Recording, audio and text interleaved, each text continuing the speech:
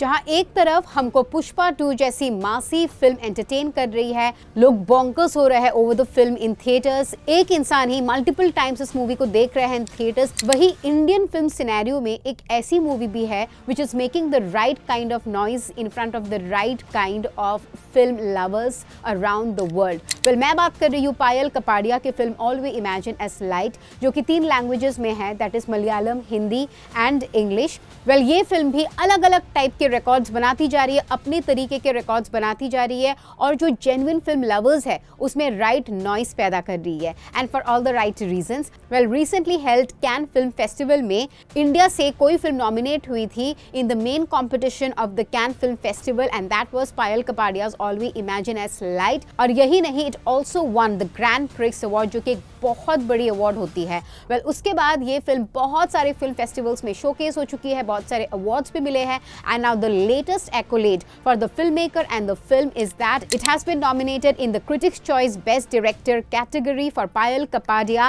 at the 82nd Golden Globe Awards, जो कि January 2025 में होगी, and people are going mad over, and genuine film lovers are so happy and excited about it, क्योंकि हमारे film industry के लिए ये बहुत बड़ा एक प्राउड मोमेंट है। वेल, जानते हैं कि इससे पहले ऐसी कौन सी फिल्में थी इंडिया से या फिर इंडिया से कुछ कनेक्टेड फिल्में जो कि गोल्डन ग्लोब्स में गई थी। वेल, मैं शुरू करती हूँ with the first film which was released in 1957, जिसका नाम था 2 आंखें 12 हाथ। वेल, ये एक जेलर के ऊपर था जो कि कुछ कैदियों को सुधारने में लग जाता है ड्यूरिंग हिज टर्म, वो उनको खेती करना सिखाते हैं so that they know about the importance of hard work. इस फिल्म को सैमुअल गोल्डविन अवार्ड मिला था at the Golden Globes in 1959 for the best production outside of US. Well, इसके बाद जो मेजर धमाका हुआ था in the Golden Globes, it was by the film Gandhi, जहां पे हमको एक्टर बेन किंग्सली दिखे थे, which was based on Mahatma Gandhi's life। Well, ये फिल्म रिलीज हुई थी 1982 में, और इस फिल्म ने बहुत सारे कैटेगरीज में जीता था और धमाका कर दिया था in the Golden Globe awards.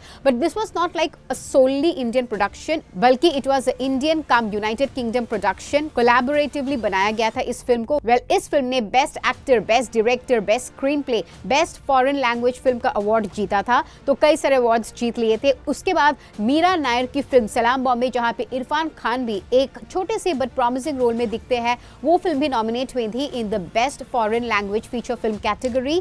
और उसके बाद मीरा नायर की सेकंड फिल्म भी नॉमिनेट हुई थी in the same category in the year 2001 for the film monsoon wedding. Well, monsoon wedding I think अभी के टाइम्स के, कंटेम्प्रेरी टाइम्स की वन ऑफ द मोस्ट एक कल्ट क्लासिक इंडियन मूवी है जो हर फिल्म लवर को देखनी चाहिए। Well, it was about the traditional values of an Indian family, लेकिन कैसे आप मॉडर्नाइजेशन को एक्सेप्ट करते हो, और उसके चक्कर में व्हेन यू आर ट्रांजिशनिंग उस फेज में कैसी कैसी प्रॉब्लम्स आती है एक इंडियन हाउस होल्ड में, उसको दर्शाती है। And it's a beautiful movie, अगर आपने नहीं देखी है then take this as a recommendation also. Well, none of this films won in the competition, but they are amazing movies and you should definitely watch them. और दोनों ही movies Meera Nair के थे, तो that was also a really big moment for us, क्योंकि female director एक तो, और वो भी Indian director. And then in the year 2009 Slumdog Millionaire ने तहलका मचा दिया at the Golden Globes award, क्योंकि इस मूवी को भी 4 कैटेगरीज में नॉमिनेशन मिली थी, and it one in all the 4 categories, best director, best film, best screen play and best original music, जो कि दिया था AR रहमान ने।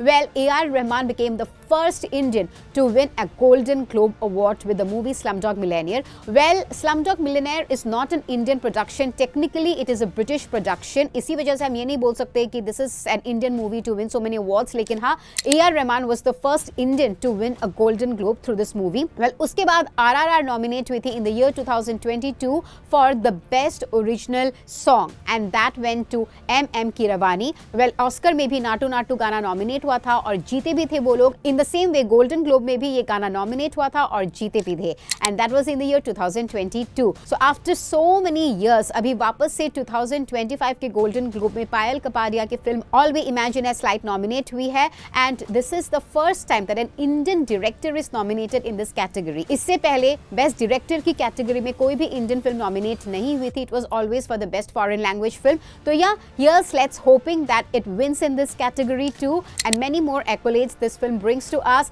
He is wishing the entire team of All We Imagine Is Light a very best of luck. Keep buzzing around Bazooka Reviews for all your latest information on film, fashion and entertainment. This is me, Ishita, signing off till then.